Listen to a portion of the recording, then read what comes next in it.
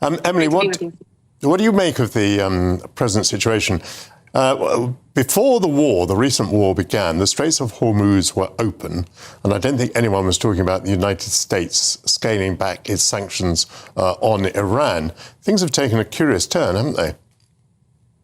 Absolutely. I mean, I think that there have been a lot of false assumptions or incorrect assumptions that the Trump administration had from the beginning.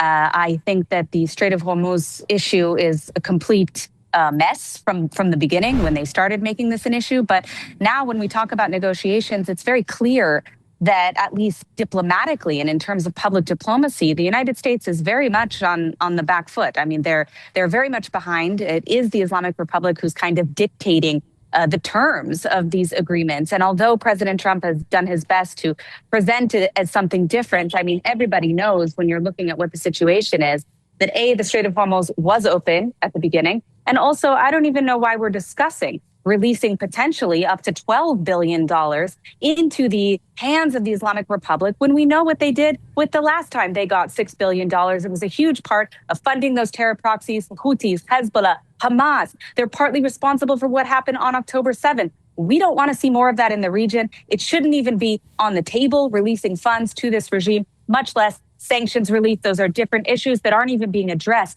by these negotiations. What about the United States blockade of Iran? Do you think that is having an effect?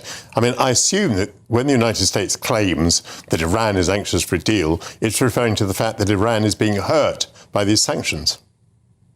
Unquestionably, the blockade of the Strait of Hormuz has negatively impacted the Islamic Republic. I mean, we're talking about $435 million a day that the regime is losing. It is a tremendous risk for them. And more so than ever before, they do not have time on their side. So there is some truth in that claim that the Islamic Republic is clamoring for a deal. However, at the same time, again, the one thing that the Islamic Republic has the upper hand in when it comes to the United States, it isn't military, it isn't their diplomatic deals, it isn't anything like that. It's the narrative warfare. And we've been seeing them do that from day one.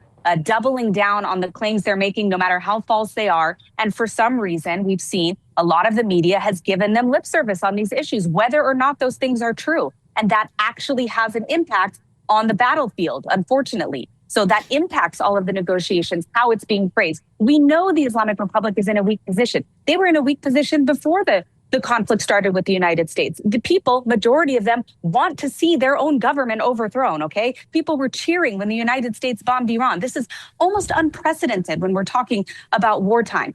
But the fact remains the Islamic Republic has doubled down on their narrative warfare game. And unfortunately, they're seeing a lot of success in that. And part of that is a result of these negotiations.